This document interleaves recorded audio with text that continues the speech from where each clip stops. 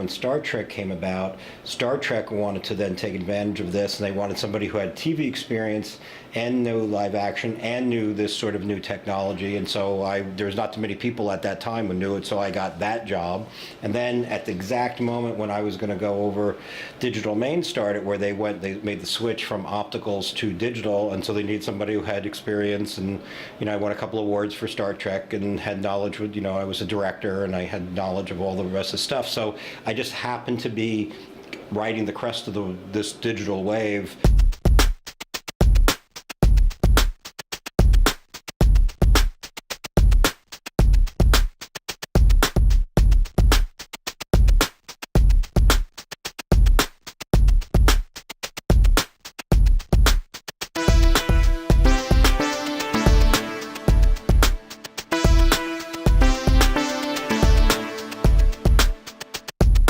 My name is Robert Legato. I'm a visual effects supervisor, second unit director, and second unit cameraman.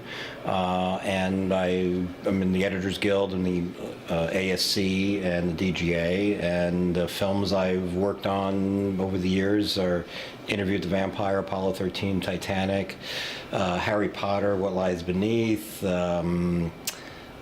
Departed, Aviator, Shutter Island, The Good Shepherd, and then Hugo, and then this movie, Jungle Book. I sort of got involved in visual effects by accident. I was a cinematographer, studied cinematography in film school, and I wanted to direct, and I got a job as a commercial producer. And as a commercial producer, there wasn't a lot of visual effects help and things like that, so when we had a commercial that needed something, there was no one really to call, like a person like I am now. I couldn't call to the set and do it, so I would research it and figure it out by necessity, not by design, by necessity.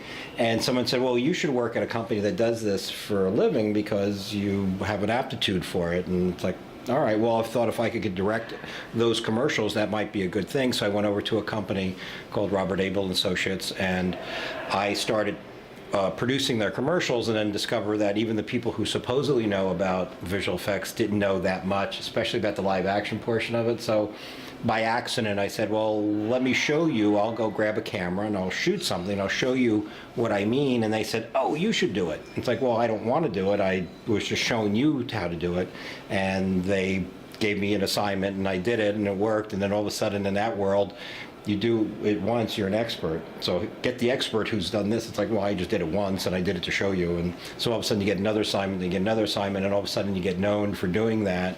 And I had an easygoing sort of personality on the set. I could talk to the director very easily and understand that they didn't really know what they wanted for the most part. So you fill in the blanks. If you were directing a commercial, how would you do it? I would shoot like this, I'd shoot it like that.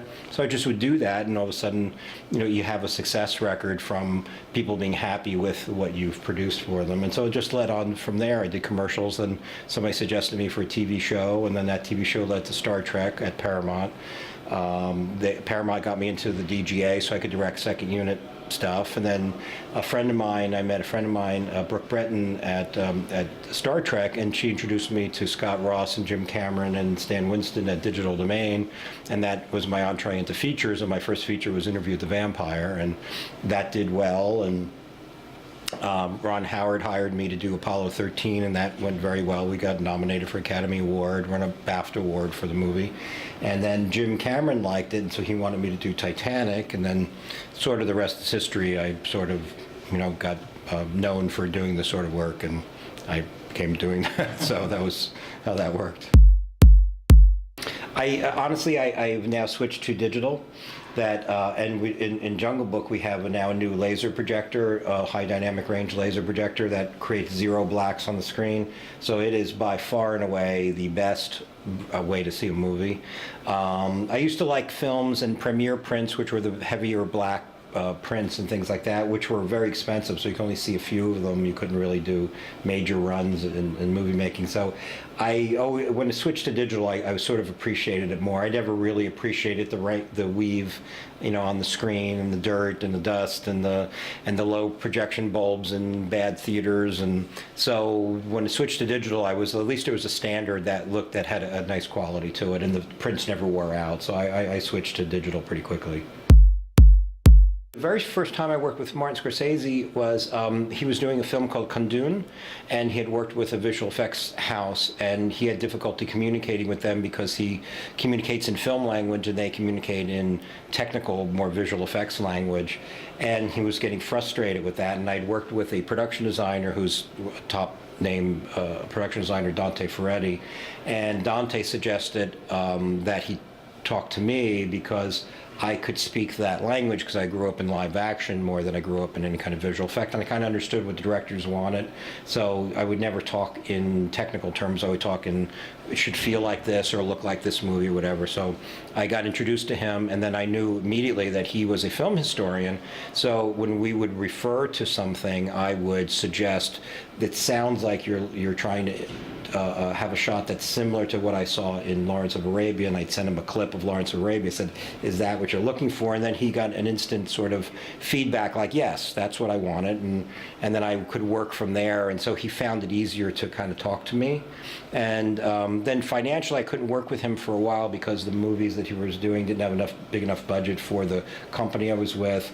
And eventually, Aviator came around where I was available. The budget was sufficient enough for me to be able to work on it, and I obviously wanted to work with him. You know, he was a hero of mine, so I really wanted to. Ever since I saw any one of his movies in film school, I saw New York, New York, and I was completely flabbergasted by the creativity and the improv dialogue and the way De Niro acted and the camera moves. It was just like, well, I was a fan. So I jumped at the chance to do Aviator, and then we talked about technical stuff, like he wanted to do it in 3-strip Technicolor, and it's like, and everybody he's talked to only had a cursory knowledge of it, but I had a very good knowledge of it because I loved it, and I wanted to, it's like, are you kidding? I want to make it look like 3-strip Technicolor, so let me fly with this process. So we got along pretty well almost instantly because I appreciated what he wanted, and he understood that I liked what he wanted and was a fan of that sort of work. So it kind of blossomed from there, and I had a nice time with him on Aviator, and then we did Departed, and he won an Oscar, his first Oscar for Departed as Best Director, and won Best Picture, and then we did Shutter Island, which I love doing, and I love that kind of film noirish kind of quality, and I got to shoot I was the second unit director and cameraman on it. We got along very well, and then Hugo was a dream come true, to work with Martin Scorsese on a film celebrating the history of film. It was like, it doesn't get any better than that. And then I was fortunate enough to win an Oscar for that as well. So it was a lovely, association.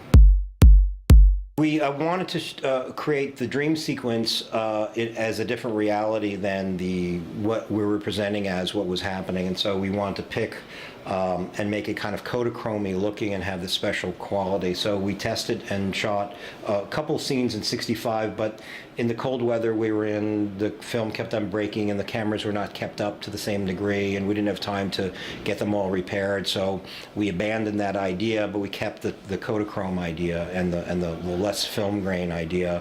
And it was very interesting in that film because what we were trying to accomplish is that the dreams were actually the reality, and what we're presenting as what was happening is actually the dream, that it was all made up. He was having this kind of dreamlike quality, that he was a sheriff and all that, or a marshal and all that stuff, but really what was happening in his dream. So we did the reverse of what you normally do, made one thing, the dream is very clear, and made the real life a different kind of quality. So it's a very interesting juxtaposition of techniques. Yeah.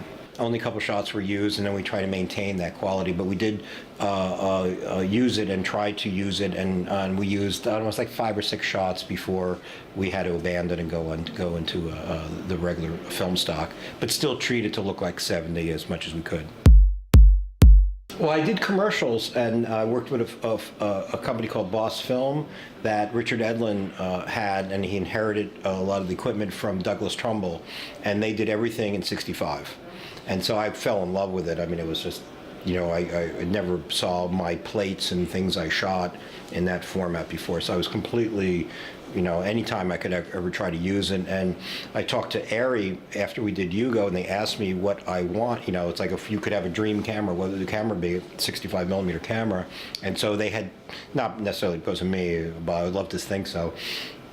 they created a 65 millimeter Alexa wide, big format thing, and it has, if you saw it side by side with 65 millimeter film, look exactly the same quality, same lenses, same everything about it.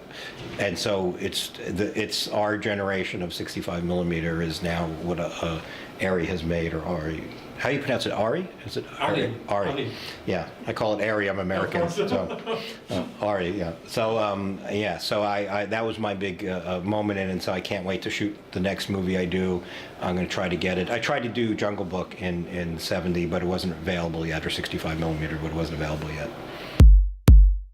Actually, everything we've done so far has been 2K for just the sheer rendering power it takes to do 4K. 4K is 4 times the amount of data, and so if it takes 20 hours a frame in Jungle Book to render a frame, it'd be 120 hours for that amount of data. So it's an economic decision more than it's and a time decision more than it's probably the desire is to go 4K, not much more than 4K. Starts to get into, other people are fans of that, but it starts to get into something that becomes a little uncomfortable. If you get to 8K, people's skin looks like what it is, and there's a romanticism to 35 millimeter film, what we're used to, which is probably really around 3K if you actually were to measure it. So 2K and 4K is probably the sweet spot, somewhere in there. Once you get beyond that, it becomes less like the movies we're used to seeing and more like something else. And so I'm sort of in that old school of I want it to look like film, even though we're shooting digitally. But so it's 2K is more of an economic decision right now. Probably 4K we would do if we could. Well, we didn't know it until we were finished with the film that it was going to be a 70 millimeter print, and the 70 millimeter print of Titanic was excellent. It was so much better than the 35 millimeter print. There's something about it where you could looks like you could walk into the movie, you know. So there's something about that was really great.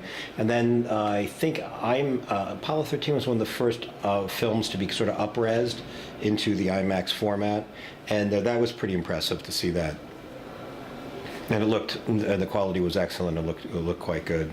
And then Jungle Book is released in IMAX now. It's the standard IMAX version, and everybody thinks it's a little different. The standard, like all the theaters that play it, and there's only a few that play the 4:3 version, but the main theaters are 190. Or 191 is actually the thing. So 185 is very close to that. So the same DCP that we're using or the same elements that we're creating is put into IMAX, and it's just the very slight difference between 191 and 185. It's hard to see the difference. It's very small. No, it was an artistic decision. I'm in favor. I love widescreen. To me, that's a movie is widescreen. The director, Jon Favreau, likes the opposite. He likes to fill whatever screen he was in, and because we knew we were going to do IMAX release, he wanted to fill the entire film or screen that you see. So, and he's not as big a fan as 240 as I am. I'm a big widescreen fan. So it was his artistic decision that he wanted it to be like that, and so you support whatever the director wants to do in that particular case.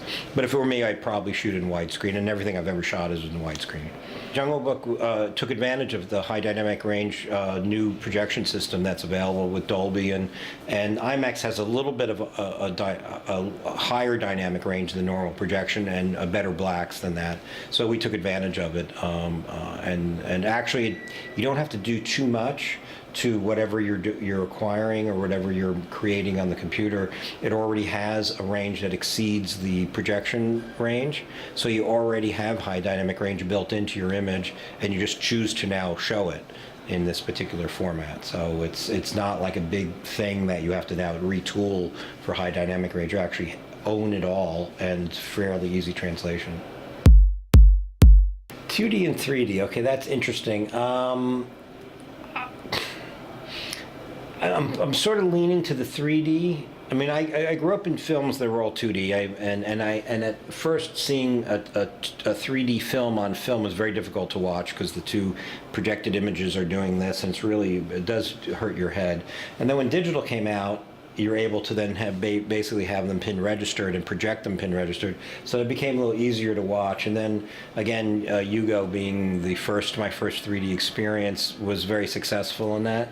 And we designed it for 3D, so I think that's the movie that you want to see, not the 2D version, but the 3D, because we designed every shot to take advantage of the drama of depth that adds to it. And then I think Jungle Book is another one where it's really a 3D movie. It was designed specifically to be a 3D film. It enhances the look of the jungle and the separation. It's very interesting how in 2D, if you don't photograph it carefully, you lose the depth. And in 3D, you automatically get it. And night shots become more interesting because now you kind of could feel that things don't stack up on themselves. The slight differences between the light and the depth really makes things stand out. So it becomes a much more successful rendering of nighttime shots. So I'm a little split on that. I would have to say in some cases 3D is better. At the time I was doing them, all the biggest challenge. It was when I started with Apollo 13, or actually I started with Interview with the Vampire. It's the ability to take something that was now shot on film, go through a digital process, do work on it, and then get it back out to film and make it match the rest of the movie was a challenge that we figured out how to do. And then, so we kind of got that worked out with Apollo. And then Apollo, I was working with such top professionals in every avenue. And it was all, I was shooting miniatures and things like that to fit in, to make it look like a realistic event, not a stylized event. It should look like the launch and should look like real outer space and not, kind of fake outer space, that kind of thing. The challenge was to live up to the caliber of the movie. And I didn't realize until we were done that we kind of achieved that. While we were doing it, it was like every day was a sweat of, does the shot hold up and look good enough and all that and stuff. And so you kind of keep your nose down and try to work hard. And then somebody says, yes, it looks very good. And you go, really? You like it?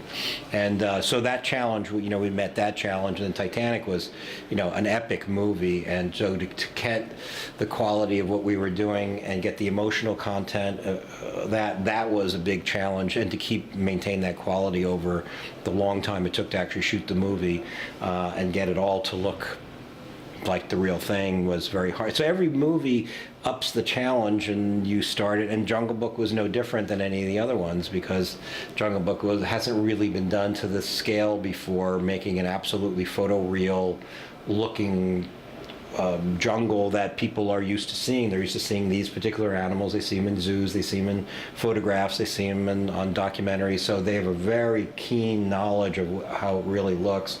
And outdoor landscapes, everybody knows, just walking down the street, you see trees and things and sunlight. You are very fluent in it.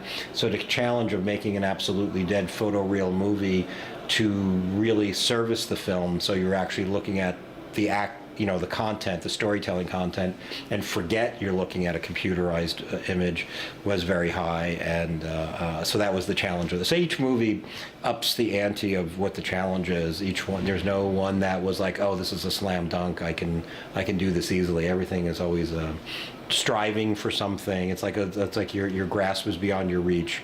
You're just trying to grab at something that you're just barely able to get to. And that's a hard question. It's like, which child are you most fond of? It's very difficult for me to say. I